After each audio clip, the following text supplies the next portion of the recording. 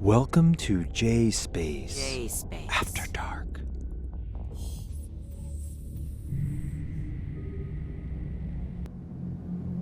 Welcome to J-Space After Dark Episode 3.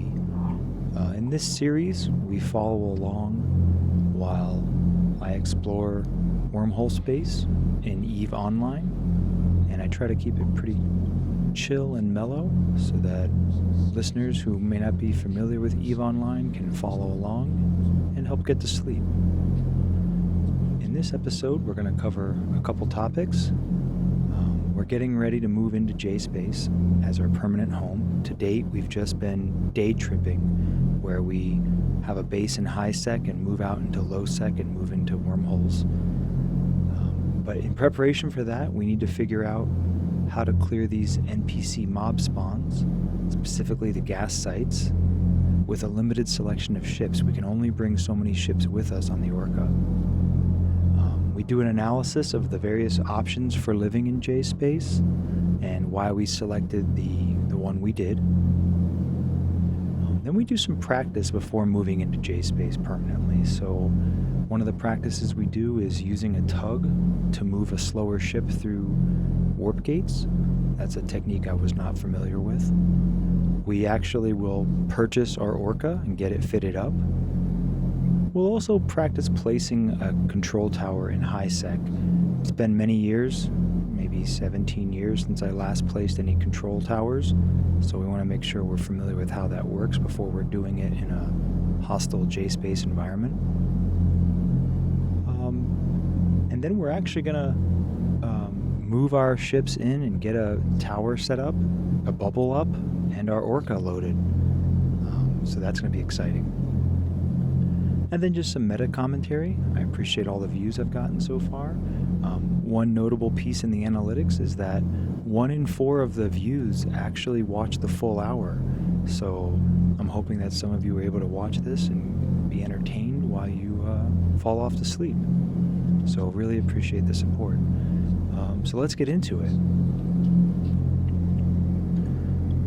All right, one of the things we need an answer for is how we clear NPC mob spawns safely. So the ideal would be our PvP combat ships could do this. That way they clear it and get back on station, hiding. So we're going to see what our Pilgrim can do here. It's about 7 frigates, 4 cruisers.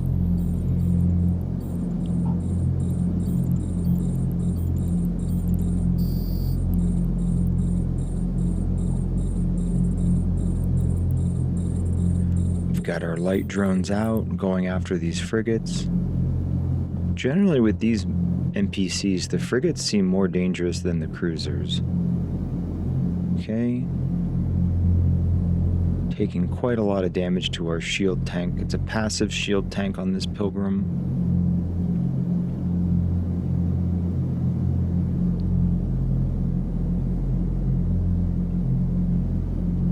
And we're dropping below 75% shields, and we haven't cleared one enemy frigate. So we're going to abort this. Okay, we killed 1 frigate, bringing our drones back. We're dropping under 50% shields. Drive active. Okay, pretty conclusive. Our PvP Pilgrim can't really clear these sites. Alright, here goes try 2. We're trying to fit an Ishtar heavy assault cruiser with a passive shield tank and a speed tank. We're actually putting 100 meganewton battleship-sized afterburner on this ship. And this doesn't help either because the frigates just web us, defeating our speed tank immediately. So we're trying to clear a frigate. We're really struggling to clear a single frigate. Drive active. Our shields are down. We actually almost don't get out of here.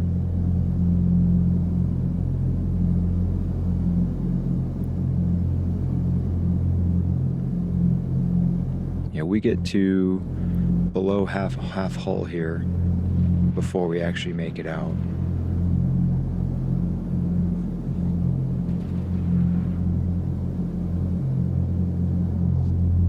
Okay, and then we're back to our standard dual rep Ishtar heavy assault cruiser. The only allowances for PvP we've made here are we've put a warp disruptor, 24 kilometer range single point, and we've put a medium neutralizer and 2 small energy neutralizers in the highs. So if somebody tackles our Ishtar, they can at least be counter-tackling, webbing, and nuding, hopefully buying some time for our Pilgrim to get in. And this ship can do it. So here we see us clearing this out. And we've got the mobile tractor unit getting all of our loot. It's about 20 million in blue loot here.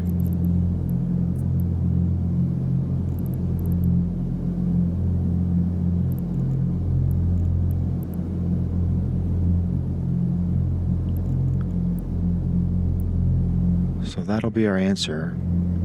We'll just use this modified PvE Ishtar inside the hole to clear out these mobs.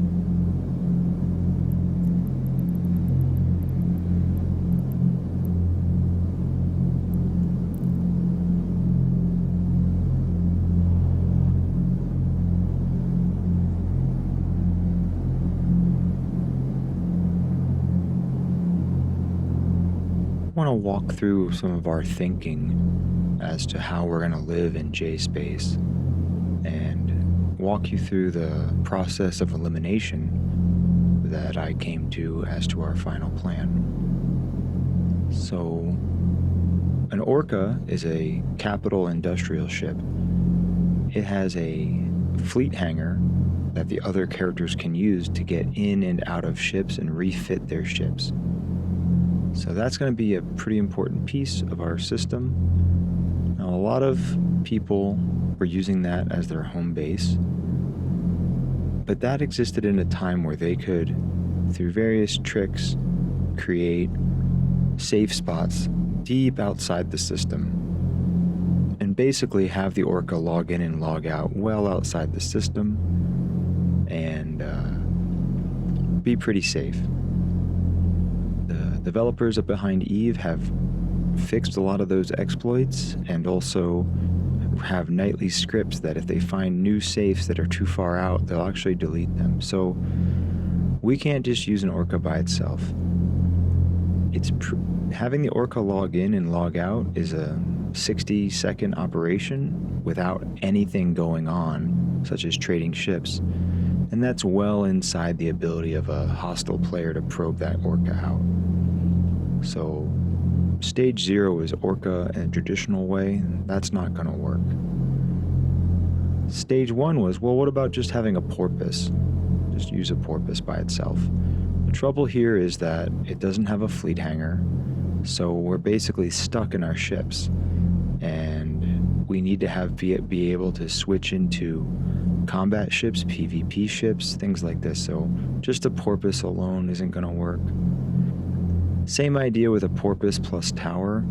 You know, we could put down a ship maintenance array inside the tower, but then we've got nothing that's got enough storage to actually bring all the ships in with it. We thought about, what if we just placed an Astrahus, an actual station? Same problem. Like it's a 7-day on anchor. We can't run away with it. It's expensive. And then step 4 was, hey, let's do the tower plus modules. Still getting stuck with how do we put this stuff in here and move it around. It's kind of a permanent solution. So what we landed on was we're going to have an Orca and a small control tower. This lets us do basically what the Orcas used to be able to do on a deep safe, but instead of a deep safe, we're using a Orca plus tower. So the Orca can be logging into the tower's shield, and then the other ships can be getting near the Orca to swap out ships. If we get attacked, we have Straunt inside the tower, so if they drop the shields, we at least get a reinforced timer. We can use that time to load everything up, make sure we're happy where we're at, and log out of the Orca. And if they take the tower, okay, they take the tower. The tower is around 120 million ISK, so, 3 to 4 mining loads, and we're net positive on that.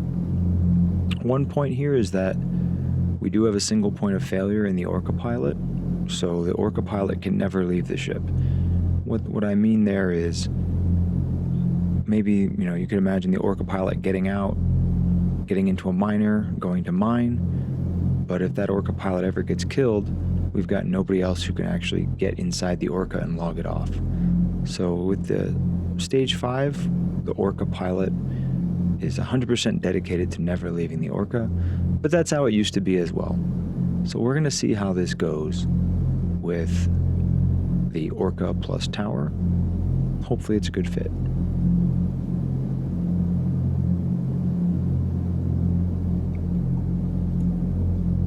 Okay, and getting ready to move an Orca around, we're practicing using a tug. So the idea here is that we have a sister ship that can stasis web to get these things to warp faster. So I'm having a little bit of trouble with this, so we're going to try this real quick. I want to see what the baseline time is. So we're facing completely the opposite way. And I've loaded this bestower down with a bunch of heavy stuff, so it's like got armor plates and whatnot. So we're going to try to hit warp to 0 and hit a timer.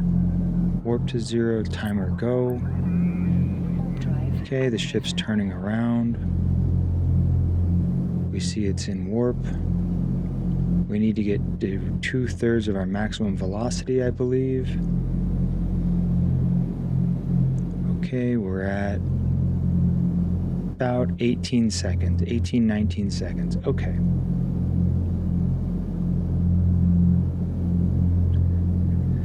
So I'm going to send him back, and we'll try that again, but this time, once he's moving in the right direction, we're going to try to web him down.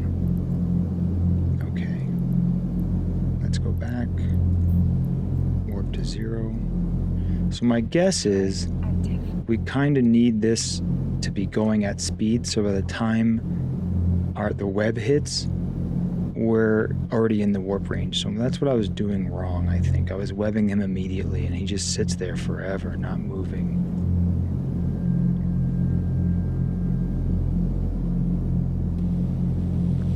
Okay, so we did figure that out.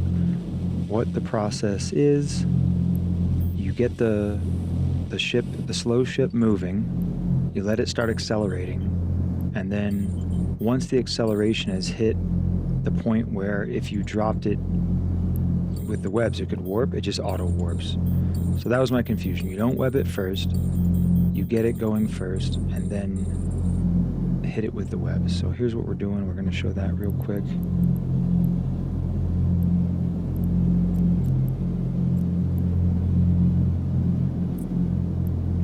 Again, this bestower is basically worthless. We are okay with it getting popped. We're just trying to, we don't want to be learning how to do this with our Orca. Yep, and there it goes. So you click, basically the moment you click the webs, it just takes off. That's awesome.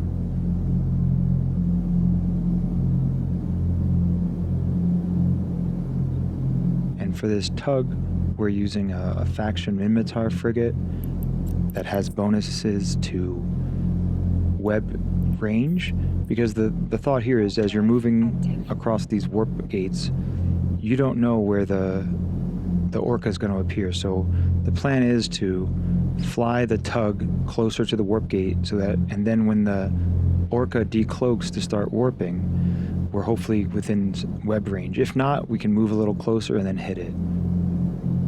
So that's great. And this actually moves our warp time from like 18 seconds down to about 4 seconds.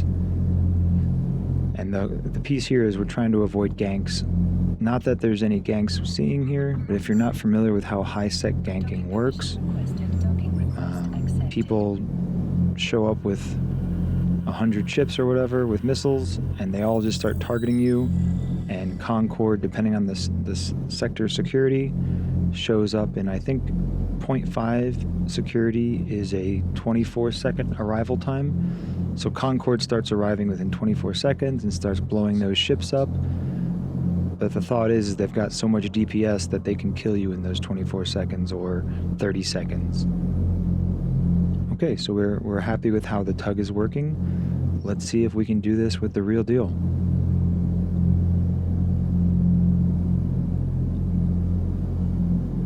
Okay, here we go. We're gonna actually buy the Orca.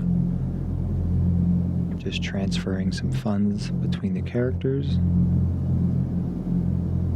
We're gonna need 1.4 billion ISK. Just as an aside, there's a funny YouTube, I'll try to link it if I can find it, but they were describing how you don't say ISK, you say ISK in the same way that you don't say USD when referring to USD. So I like to call it ISK. Maybe I'll start calling USD USD and get some strange looks. Anyway, 1.4 billion ISK, and we're getting this fit out. I'll talk about the fit a little bit when I get it up here. But basically a shield buffer tank, damage control, and bulkhead reinforcement. The high slots, we're doing remote armor rep, remote structure rep. That's to maybe help some of our ships in space. We're also putting a cloaking device and a probe launcher. The probe launcher being there so just as a last resort, if somehow the Orca is stuck, that it can get itself out. So there's our new home base. Looks pretty cool. I'm gonna take a look at what some of these skins are available and what the cost of these skins are. I don't know if anyone else has noticed that there's like a glitch when you open the buy button, but it like, you gotta clear the filters and it doesn't always want to come down to the skin section. I'm not sure what the deal is with that. Because the goal would be to browse the skins and see what skins are like actually affordable. Yeah, it's just not doing it.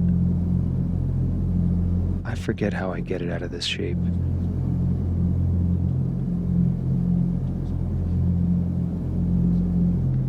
There we go, that works. A few details. Okay, now we've got it. Yeah, I guess that bug, a lot of bugs in EVE Online have just been around forever, for 10 plus years. Okay, it looks like these skins are going for north of 200 million ISK. Whoa, some of them in the billions of ISK. Yeah, okay.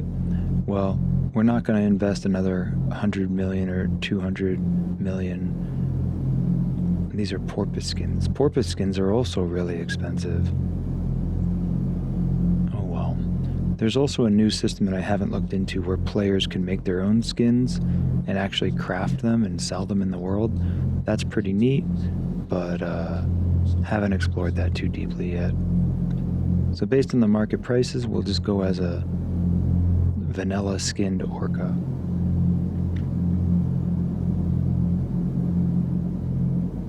Alright, we've got our tug ready. We're undocking that.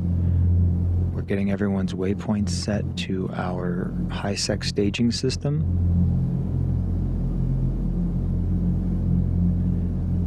We actually found a really good system. We found a C5 system that's only 3 hops out of our staging system, and we're going to try to set up camp there. We've got the Orca loaded with a small AMR control tower. We've got fuel for it. We also have strontium for it. If you're not familiar with how that works, strontium will allow it to go into reinforcement, give us some time to be aware that our station was attacked, One of the things in our evaluation was maybe we pick up the tower every day, but that just adds 30 minutes on the front and back, 15 minutes to set up, 15 minutes to pick up, and it's only 100 million plus the fuel, so our plan is if it gets popped, that's fine. We'll just bring in another tower. Okay.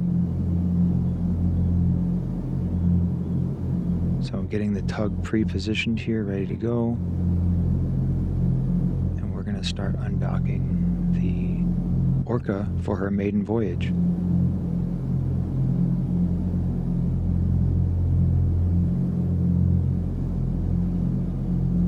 All right, well, there's our Orca undocking from an Amar trade hub.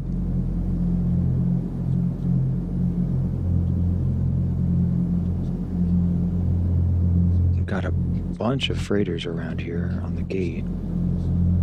That's probably a good sign. We're a lot less valuable target than all these freighters just sitting here.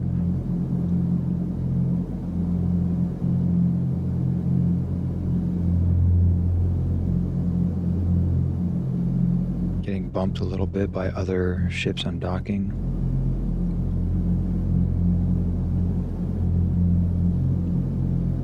Yeah, she's pretty slow to move. This is my second capital ship in my EVE career.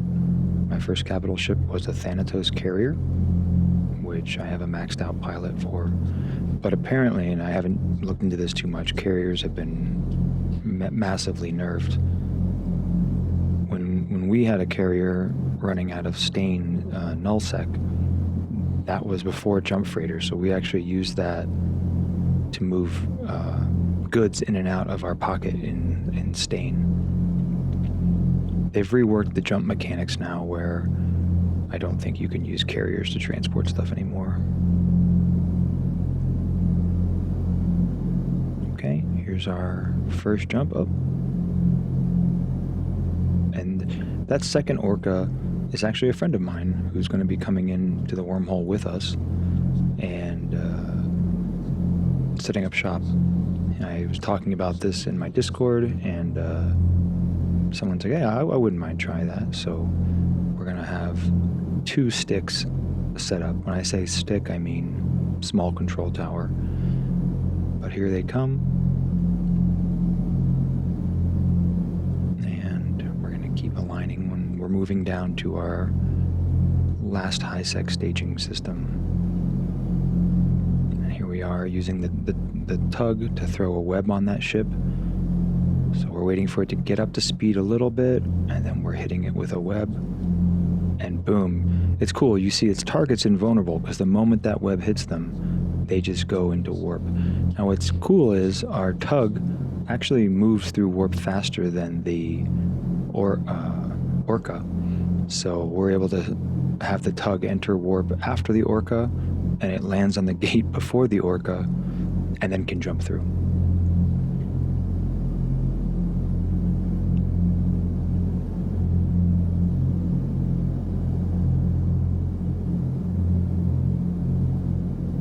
One thing I didn't notice before, but you'll see a message that says the Stargate denies you entry because of hostile actions. So that's because even though we're in the same corp with team damage on, and we're in a fleet, it still counts it as an aggression. So what we're doing here is the tug needs to wait for that aggression timer to clear.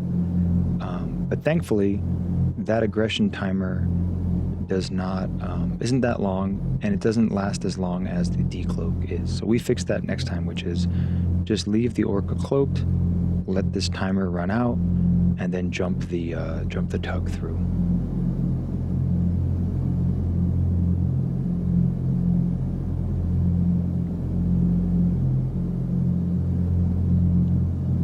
Yep, so just continuing to move our Orca along. You know, this is pretty much overkill, but, you know, it's a 1.4, 1.5 billion ISK ship, and just trying to learn how these mechanics work, because I've heard people talking about, like, oh, a freighter was ganked, and then people were like, hey, well, why didn't have a tug with it? I'm like, what is a tug? So part of this is just getting familiar with how this particular mechanic works.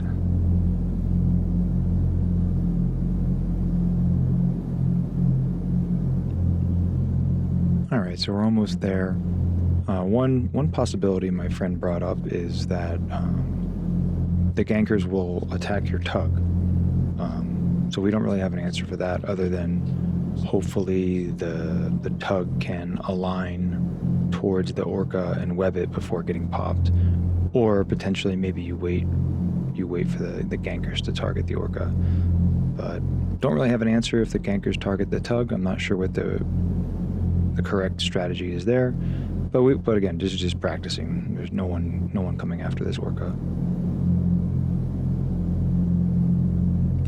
All right, and here is our orca docking up safely. And what we're gonna do as a preparation step is I brought some AMR. They're like basically like some kind of ticket that you need to set up a station in highsec, because it's been a very long time since either of us have set up any kind of player-owned station, and we just want to make sure we've got it's a star-based charter. So I'm going to trade in an AMR star-based charter to my friend, and we're going to set up a small control tower in highsec just to get familiar with the mechanics.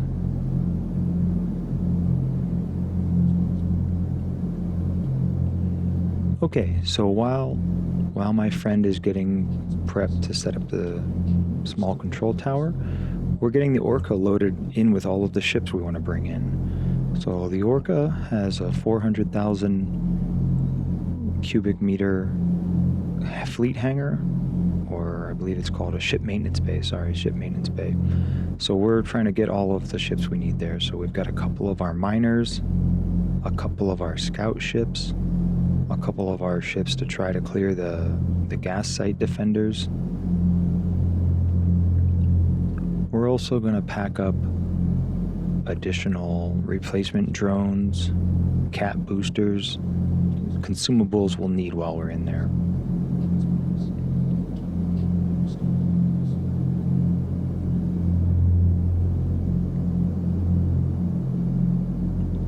And this mechanic here of basically preparing a like a pioneering group to go out and do something on a trip is a pretty fun mechanic. I like the idea of having to plan ahead, pack up things, and travel.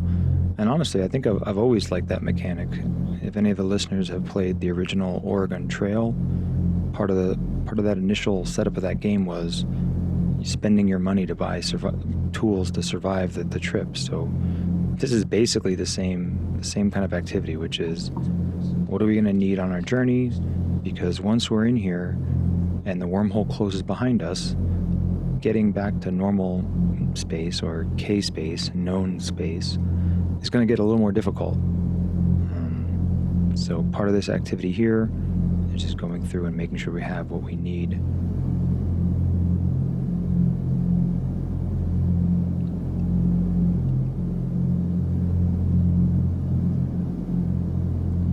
And now I'm going to quickly bring our Astero ship into that wormhole to see if there's been any change, anything on D-scan. I'm going to basically re-scout the route. We've been scouting the route to our target K-space home throughout the afternoon, and thus far it's been very quiet, but this is just another attempt to check it.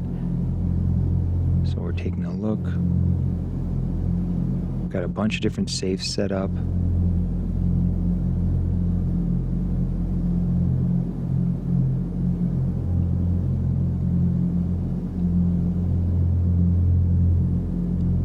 And this is I believe a C3 system. And I left this clip in because as I'm moving around the system, I actually click on a site that is active, and I almost lose the Astero. So here, we can watch that in a second.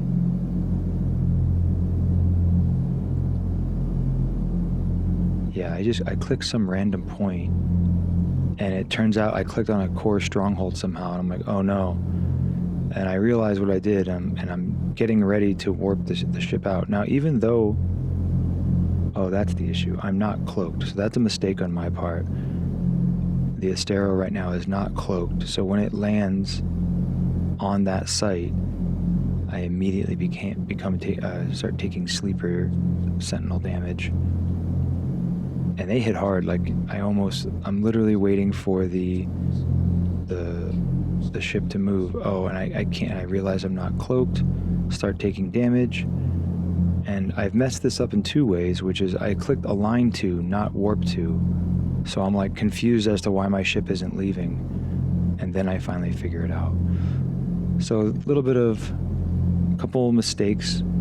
There's this kind of notion, and when accidents happen, it's never one mistake, it's multiple mistakes. So in this case, I had forgotten to cloak my ship after coming through the wormhole, so I'm flying around uncloaked, and then I misclick and land on a sleeper site, and then I don't warp out properly. So that's really three pieces. You see the ship gets halfway through my armor, but not a big deal. Anyway, the core piece here is that the system remains quiet. There's no one in this J-space hole.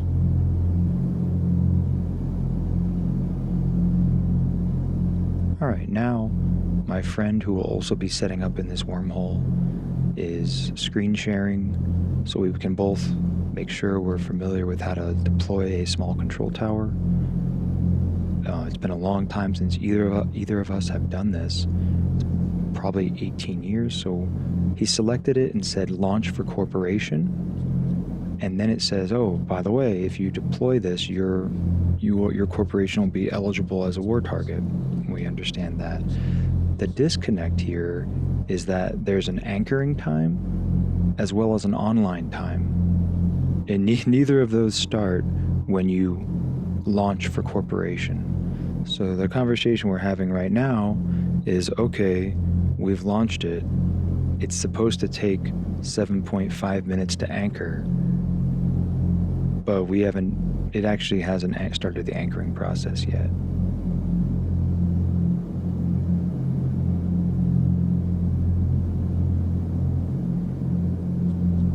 Okay, so we're slowly realizing that this is not correct, but that's why we're doing it in a low-risk situation. So he's just added the control tower to overview because the overview sets we have filtered those. And then you can actually click on the control tower from the overview and you get more options. Yep, and you see from the right-click menu, the very bottom option is anchor structure. So we spent a good 3 to 5 minutes burning that anchoring delay, so that's fine. So now this is going to begin anchoring, and it's a 7.5 minute timer, and we see the timer begin to go. Alright, while that anchoring is occurring, we're just getting things ready. Now the plan is to use a hauler, low value hauler, to bring the small control tower and fuel blocks and Stront in. Or actually, we can't bring the Stront in, we just bring the fuel blocks. We will bring the Stront in with the Orcas. And so the plan is bring in the haulers, get the towers activated and online and the shield started. That way, when we bring the Orca through, we have like a safe spot for it to land. Like we can always be like, hey, as long as we make these jumps, we can land inside of a bubble. So this is just making sure we can fit that into a basic AMR Tech 1 hauler.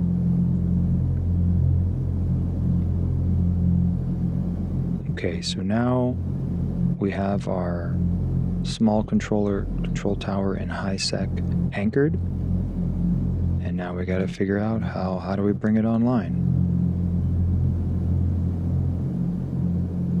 Okay, so we're going to get it online, and to do so you need to access the inventory of that control tower, and we need to put some of these AMR Empire pieces in, as well as the fuel, then you can right click on the tower and get an online, put online. And then, so that's what we're doing now. So we've got a 7.5 minute timer on the onlining step. And we're gonna let this online.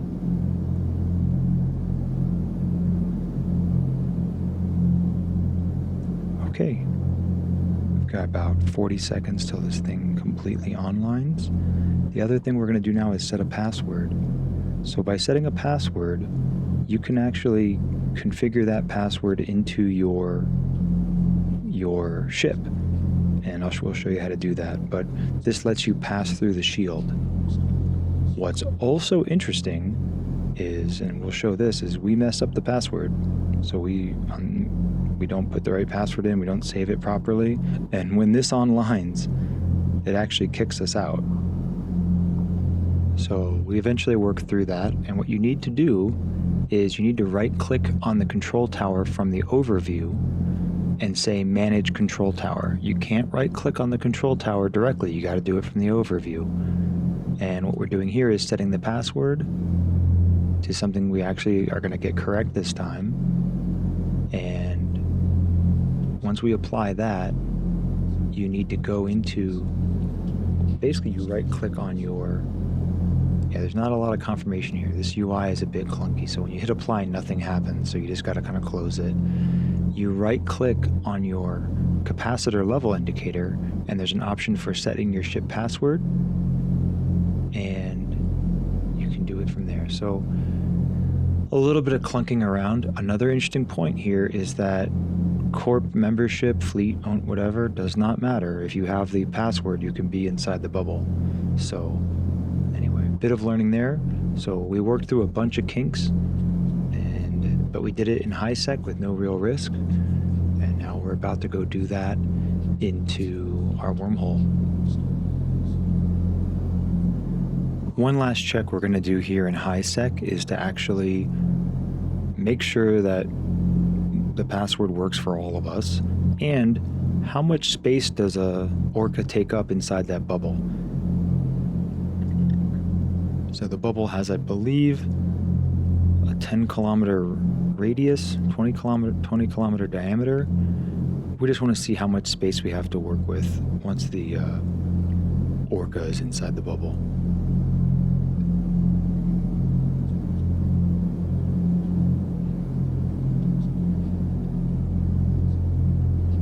Extremely long align time and warp.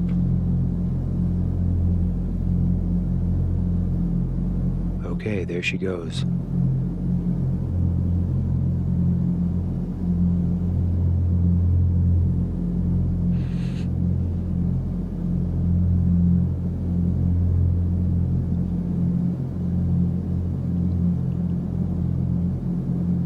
All right, and the ship clears into the bubble without issue.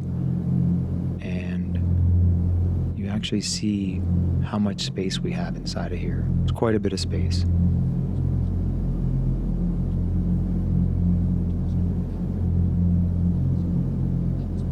Okay, and then we try the opposite, which is we're gonna unanchor this bad boy, and we have an unanchored structure. We say yes, and we get that full 15-minute timer, so a little bit more straightforward. Shield is down while this is happening, so the thought would be we have the Orca at a safe, cloaked, get it unanchoring, and then bring the Orca back in to scoop it up.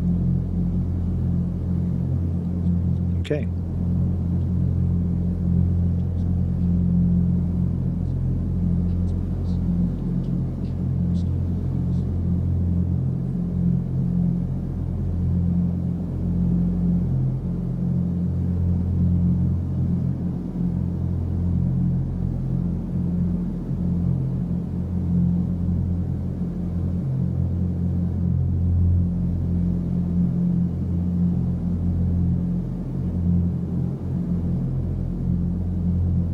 All right, we're ready to begin. This has been a pretty big lead up for the team here in the outfit we've got going. So this is going to be 3 ships. We're going to have our Astero running forward scout. We're going to have a pilgrim combat ship ready to try and newt down anyone trying to web, scram, that kind of stuff. And then we've got a bestower. Bestower's loaded with the tower and some fuel. And my friend has a similar setup. He's got some combat ships, similar number of accounts. And we're going to get ready to roll here.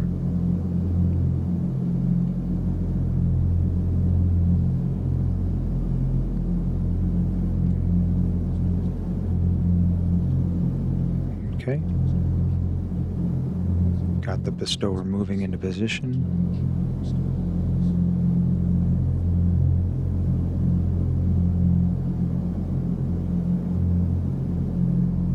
Pilgrim on overwatch.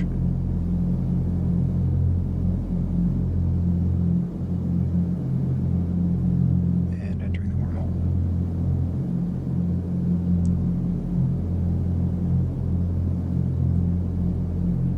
We've actually got scouts on my friend's account in front. That's why the Astero is still sitting in station.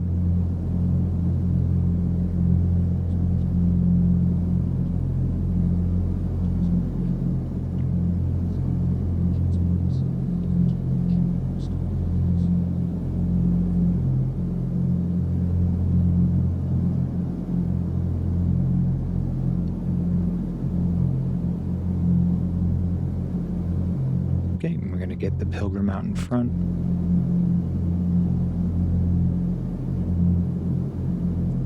And the bestower enters the first wormhole.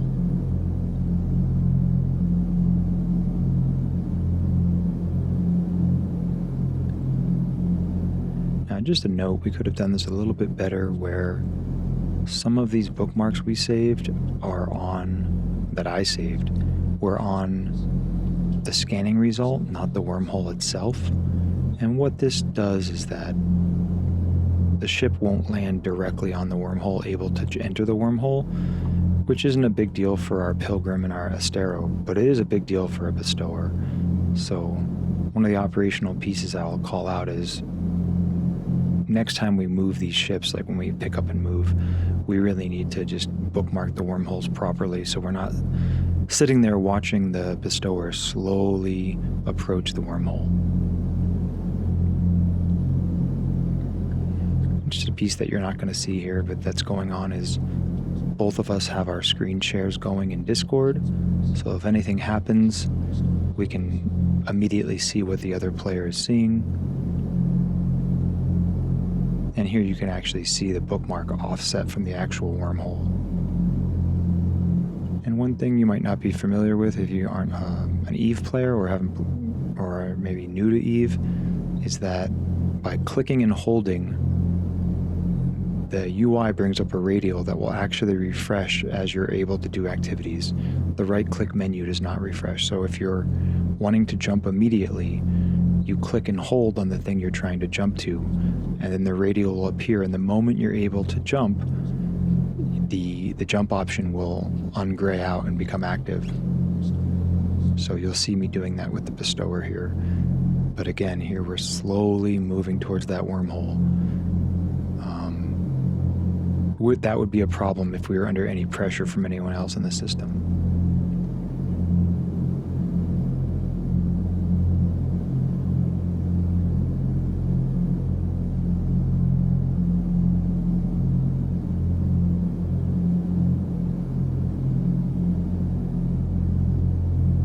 Okay, we've got the pilgrim out ahead.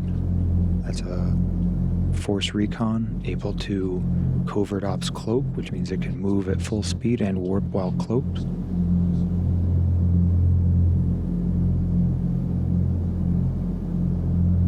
Okay, getting the bestower out to the next wormhole. As I said earlier, our target system is about 3 connections deep. We're moving into a class 5 wormhole.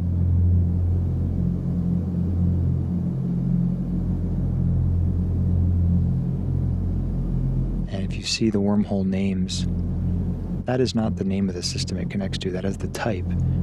And we'll talk about more of these various types, but they basically define, does this system own the connection, or does the other system own the connection? What kind of connection is it? Is it a wandering? Is it a static?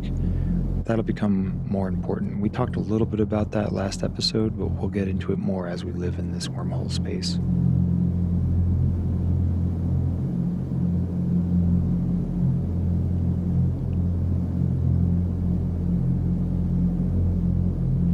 Okay, Pilgrim's moving on ahead.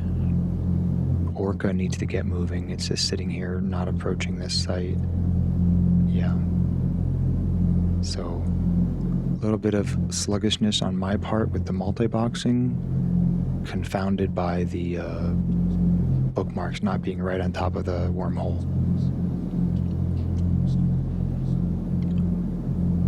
And we actually see my friend bringing his ships alongside us.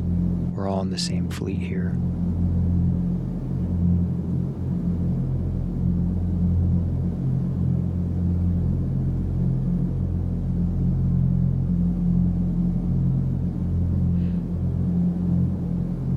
Okay, now we actually are in the target system, and we're looking where to put this. So small control towers required a moon to anchor near. So we're lucky in that this Class 5 wormhole, this J-Space system, actually has a very wide system. Some of these systems, every body is on D-scan, and some of them they're not. So we're going to pick a moon kind of at random on the edge and set up shop.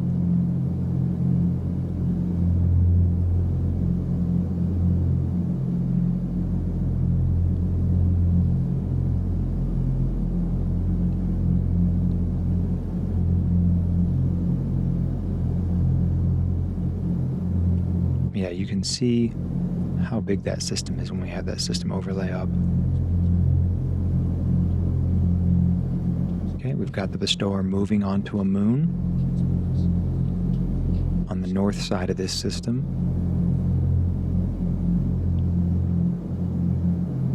I'm going to position the combat pilgrim on a safe spot, ready to assist the hauler if we run into issues.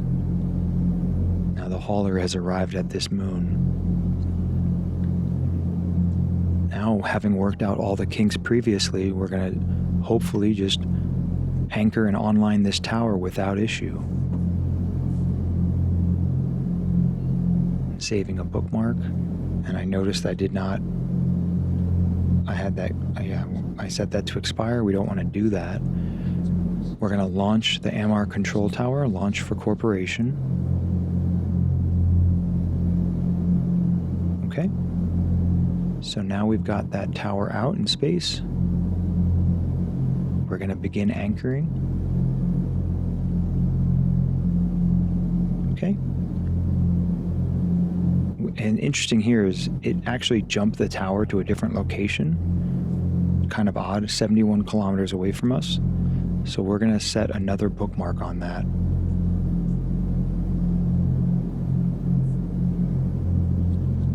And then we're going to delete the old bookmark. Okay. And then we're going to move the hauler off to a safe location while that anchors. And when it hits that safe location, we actually don't have a cloaking device on this hauler. That's an oversight on my part. Okay, so yet again, another operational issue. Didn't quite plan everything out perfectly here. But sometimes you get lucky. So we have not seen anything on D-scan. These systems continue to be very quiet, so that mistake is not yet costing us. Okay, so that 7.5 minute anchor timer has expired, and we're going to get the hauler back out to start onlining that tower. So here's the hauler warping back into that safe spot, or the bookmark we saved.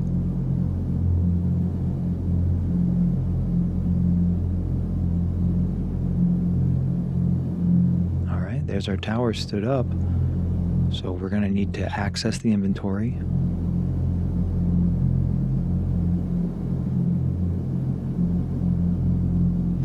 one of the mistakes I made is I did not save this location in the proper spot, so right now I'm moving it to the shared folder so that my friend can access this location as well.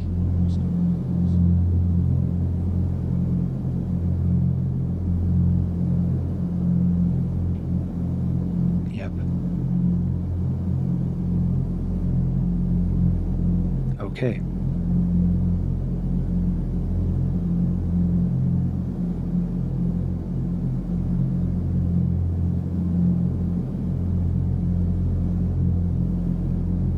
Okay, we found the put online button, and we tried to put it online, but I forgot to actually put any fuel into it. And so now I'm looking for access the fuel bay. So that's another menu item on the right click from the overview. So great, now I see it, access fuel bay, and I'm going to drag some fuel over into the fuel bay. Perfect. Now we can access the put online.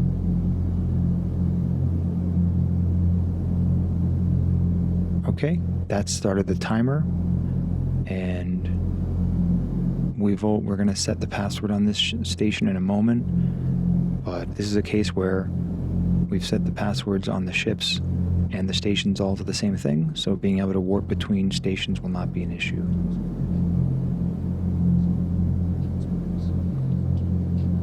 Okay, now we're going to move the bestower out to that safe spot. Now, even though we forgot the stealth cloaking device, if we saw combat probes on D-scan, we could keep the bestower alive by warping it from moon to moon to moon. So that would be annoying, but doable. So both of us are keeping an eye on D-scan, just making sure we don't see combat probes come up.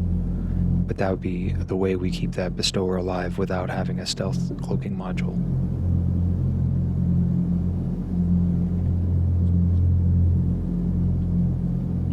All right, so now that the online timer is going, we're actually going to get the bestower out of here. In this situation, the bestower pilot is also our Orca pilot, so we need to get her back to the staging highsec area. So we're going to just fly the bestower back. We've actually positioned the Astero on the other side to act as a scout. So we have the combat pilgrim stealthed at a safe spot, waiting to assist if my friend needs help. And then we have the Astero cloaked as a scout ship to help get our bestower back safely. The Astero will then also be used to scout ahead of the Orca.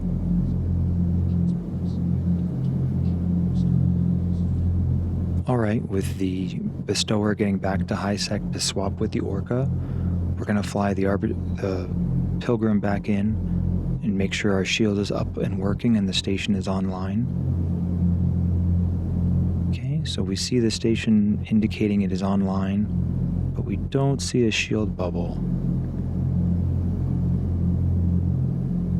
So when I look at the station, I'm going to try to manage it. And the station dialog shows the shield at 50% and that the force field is active.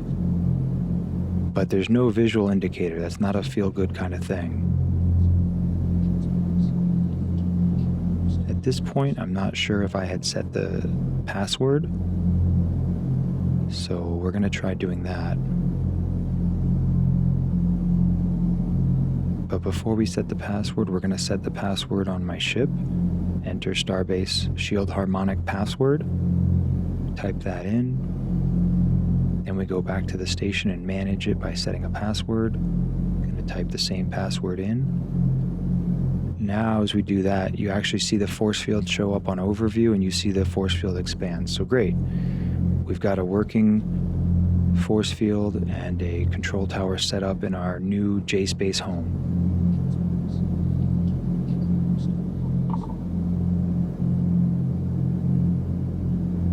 All right, so now we're going to get the Orca moving.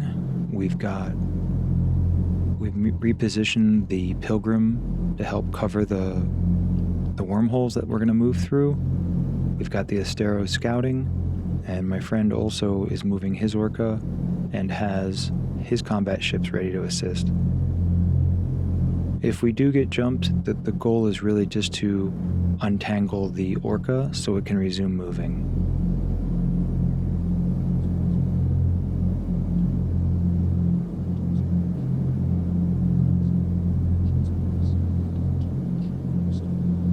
Okay, we've got our orcas moving.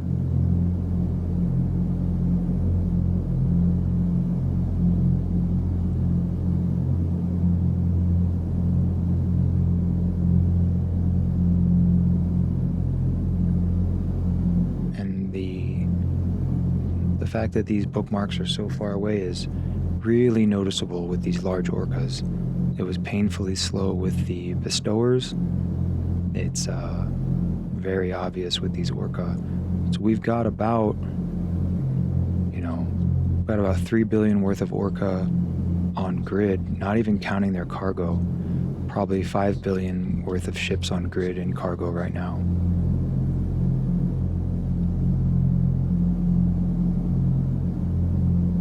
Which isn't a lot for most players, but it's a lot for me, so.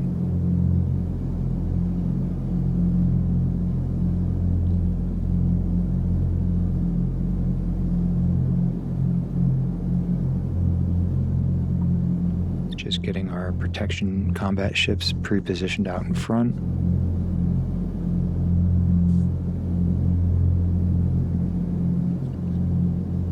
All right. Just one more jump to go.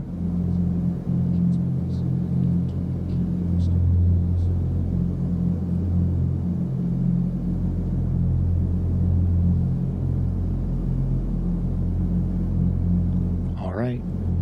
Now, final jump onto the control tower.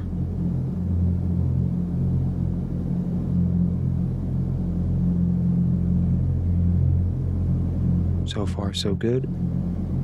And here we are. We're in warp.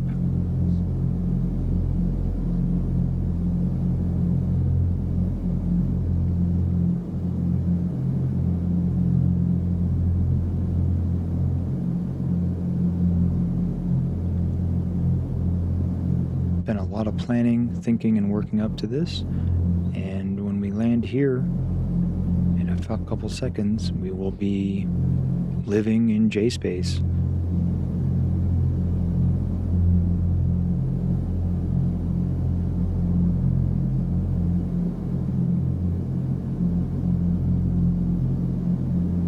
All right. The orcas landed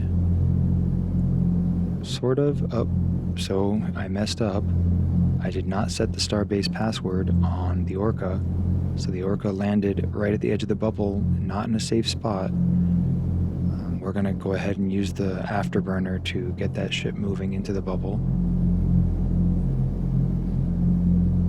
There's another trick here you can use if you don't have a dedicated tug, which we've been using, which is to disengage the afterburner. And that has a very similar effect to the webbing and tug process. It's like a 10-second tug. So not as great, but it's coming in useful here to kind of slowly cross that distance to get into the tower. And I will correct an earlier statement. It looks like...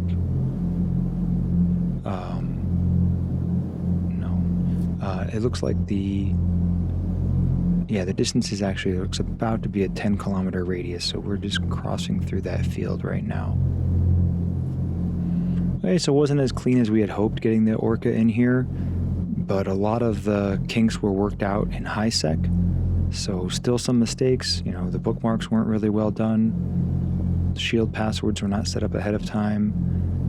A little bit of confusion as to how to online and set the shield on the tower.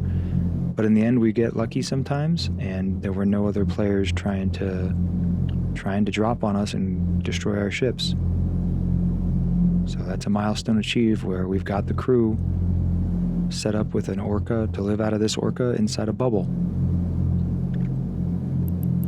All right, well, that wraps up episode 3 of J-Space After Dark.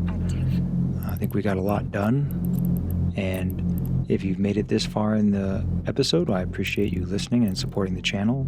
Thank you for the view. And that is J-Space After Dark, signing off.